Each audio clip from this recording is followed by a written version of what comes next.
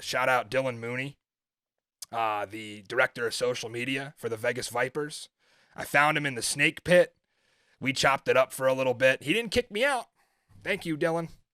The food was great in the press box and great access again. So thank you. Another successful trip for me in Las Vegas. And I actually won on slots. It's a miracle, Zook. Not only did I get to go to Circa and do that hit for VEASAN Live, if you didn't catch that, check my Twitter, but I actually came out a winner in slots too. That's shocking for me. It was a work trip, by the way. I don't want to hear it. I was working. So I was out in the field for most of the first half in the midst of what felt like a Purdue-Illinois game in late November. Just awful weather conditions.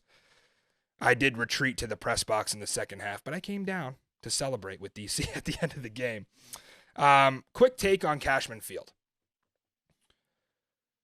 The great Aaron Rodgers once said,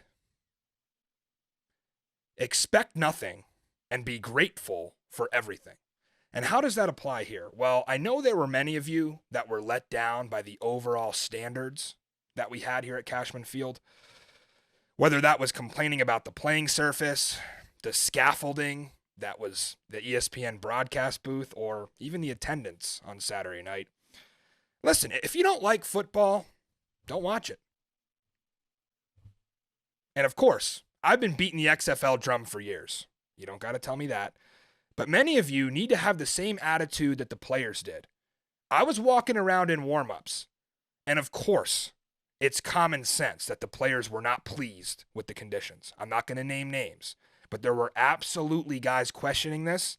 One of them went as far as to say he was going to get hurt if they didn't fix this going forward. But what did the players do when that clock in warm-ups winded down?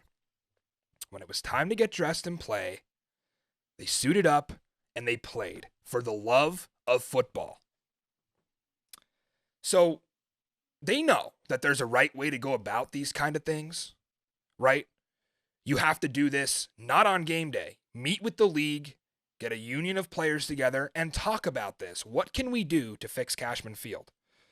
And if you were already an XFL hater like the folks that replied to every single one of my tweets on Saturday, then I don't know what to tell you.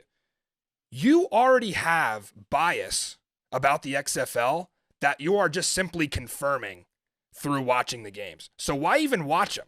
If you go into this thinking the XFL will never compete with the NFL, this is a bush league, bad players, bad coaches, whatever they say, bad viewership, you're going to take every opportunity you get to slam the XFL.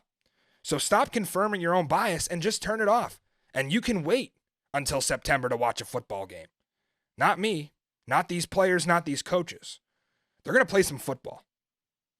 And it's funny how immediately I respond to one of you that was blasting me. And it's not you guys. I love you guys that are watching the show. It's these Twitter trolls. I respond to one tweet, I get blocked right away. So it kind of shows you how the scum of the earth these people are. But again, let's just get into the game. It's almost like they didn't even have to play it, because on Thursday, we broke down perfectly what was going to go on in this one. It's almost like I wrote the script here. It's terrible weather. It benefits the DC offense. They rack up 229 yards on the ground, 5.5 yards per carry, and that was after the starting left tackle. Cody Conway went down in the first quarter. He was carted off, couldn't put any weight on his leg. Actually hobbled off the field, credit to him. They put him in the tent, and then he was carted off. But again, a DC line that's already without Jersey Mike Maietti at center. So they had two backups in. They held their own. Great job by those guys. Best of the Boulevard nominee for sure. I saw DC went and picked up Bruno Reagan, which is huge because he played in XFL 2020 for St. Louis. Great timing, by the way, to go out and get a former Battlehawk. Not only was Jordan Ta'amu a former Battlehawk, but now you got their center. So a lot of that center QB exchange will be interesting. See if St. Louis is talking any trash on Sunday afternoon. But look, Rod Woodson said it best after the game. In his press conference, he was very to the point. He said DC ran two plays in the second half. QB dive and zone. That was all they did. And they couldn't stop it. And this foreshadows why we have movement in our XFL power poll. What coach in any level of football do you hear come in a press conference and tell you the opposing team ran 2 plays and they couldn't stop them? There's nothing they could do. That's a damn good football team on the other side of that. When they know what's coming, they still can't stop it. Huge credit there to Fred Keiss's offense and the guys up front, too, for paving the way. And the Vegas offense was exactly what I thought it would be. Completely useless in the rain.